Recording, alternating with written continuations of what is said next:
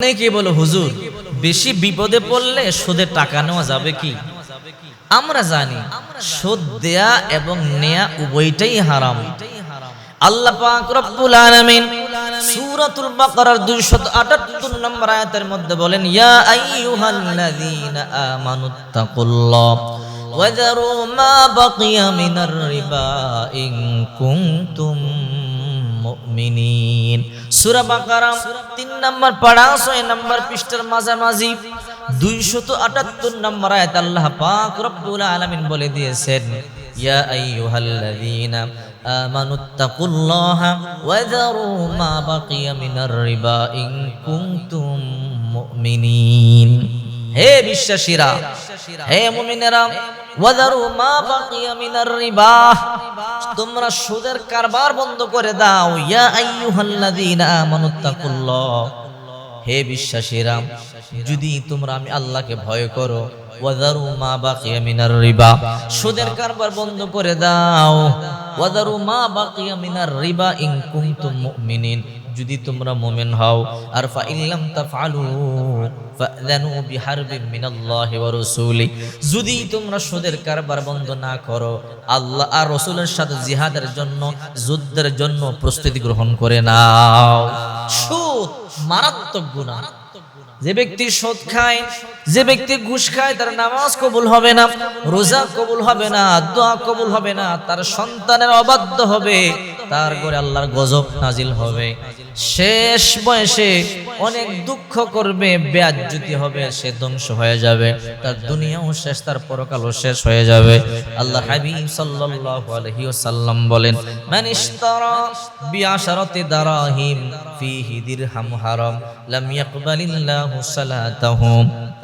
10 দিরহাম দিয়ে কাপড় কিনলেন, অর্থাৎ কোন ব্যক্তি যদি 10 টাকা দিয়ে কাপড় কিনে, ফিহি দিরহাম হারাম, এর মধ্যে 1 টাকা হারাম আছে, ওই কাপড় পরে যদি নামাজ পড়ে, কিয়ামত পর্যন্ত নামাজ আদায় করলেও তার নামাজ কবুল হবে না। আল্লাহর হাবিব সাল্লাল্লাহু আলাইহি ওয়াসাল্লাম বলেন, লা ইয়াদখুল জান্নাতা কাতিউন, লা ইয়াদখুল জান্নাতা কাত্তাতুন, লা ইয়াদখুল জান্নাতা জাসাদুন গুদিয়া বিল হারাম। কিছু কিছু জায়গায় আল্লাহ হাবিব সাল্লাল্লাহু আলাইহি ওয়াসাল্লাম বড় কঠিন করেছেন। এই জায়গায় বলেছেন আত্মীয়তার সম্পর্ক ছিন্নকারী জান্নাতে যাবে না। আবার বলেছেন লা ইয়াদখুলুল জান্নাতা জাসাদুন গুদিয়া বিল হারাম, হারাম দেহ, হারাম রক্ত গোশত জান্নাতে যাবে না। আপনার দেহের মধ্যে গোশত আছে 60 কেজি, 1 টুকরা গোশত হারাম। আপনার দেহের মধ্যে রক্ত আছে 6 লিটার, 1 ফোঁটা রক্ত হারাম। ওই দেহ, ওই রক্ত, ওই গোশত কোনদিন আল্লাহর তৈরি জান্নাতের মধ্যে প্রবেশ করবে না। আপনি যদি কাবা ঘরের সামনে গিয়েও কান্না করেন, সাজদায় গিয়ে যদি মাথা ঠোকায়া ঠোকায়া কান্না করেন, কাজ হবে না। আল্লাহ পাক রব্বুল আলামিন আপনার দোয়া মঞ্জুর করবে না, নামাজ কবুল হবে না, আপনার দোয়া কবুল হবে না, ইবাদত বন্দেগী কবুল হবে না। আল্লাহ হাবিব সাল্লাল্লাহু আলাইহি ওয়াসাল্লাম কাবা ঘরের সামনে বসা সাহাবায়ে কেরামদেরকে তালিম দিতেছেন। হঠাৎ করে বহু দূর থেকে এক ব্যক্তি আসলো, সফর করে বাইতুল্লাহর সামনে আসলো, ক্লান্ত পরিশ্রান্ত অবস্থায় চোখের পানিগুলো সারিয়া সারিয়া কান্না করে, বলে ইয়া রব, ইয়া রব, চোখের পানি সারিয়া কান্না করে। আল্লাহর হাবিব বললেন, সাহাবীরা দেখো, এই ব্যক্তি যতই কান্না করে তার দোয়া কবুল হবে না। সাহাবায়ে কেরাম বললেন, কেন ইয়া রাসূলুল্লাহ? বলে সে সুদখোর, ঘুষখোর, অর্থাৎ তার খাদ্য হারাম, তার বস্তু হারাম, তার বস্ত্র হারাম, তার পানি হারাম, তার দেহের রক্ত গোশত হারাম। যতক্ষণ পর্যন্ত হারাম বর্জন না করবে, সে বাইতুল্লাহর গিলাফ ধরে কান্না করলেও আল্লাহ তাআলা তার দোয়া কবুল করবে না।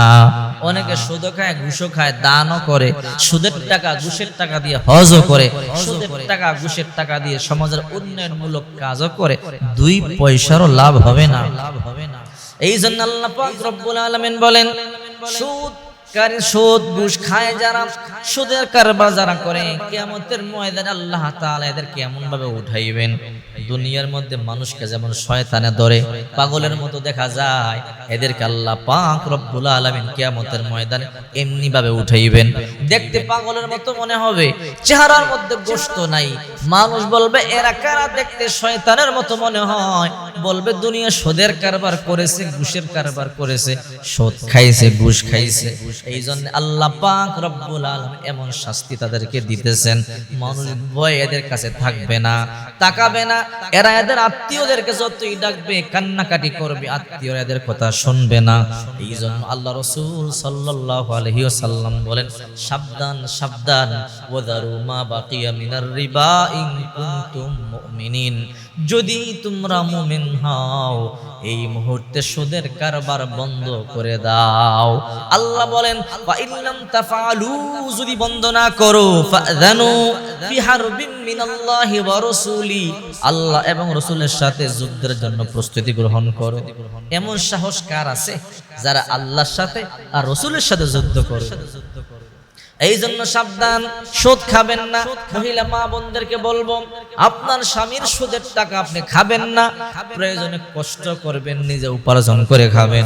স্বামী যদি হারাম ইনকাম করে আর স্ত্রী জানতে পারে স্বামী হারাম ইনকাম করে, স্বামীর হারাম টাকা খাবেন না। যদি আপনি স্বামীর হারাম টাকা খান, তাহলে আপনিও সমান গুনাহের অধিকারী হবেন।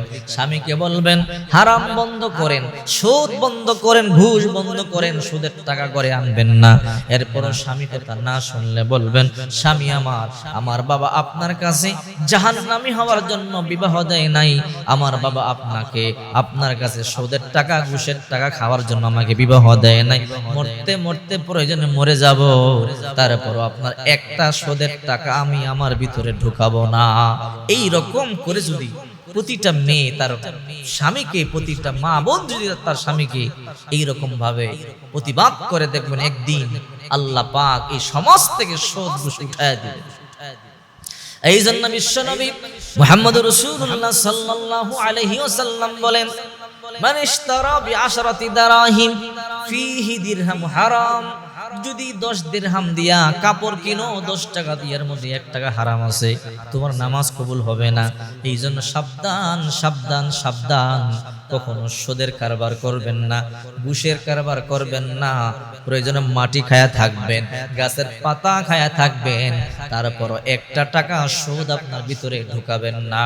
তাহলে আপনার দুনিয়াও গেল, আপনার পরকালও গেল।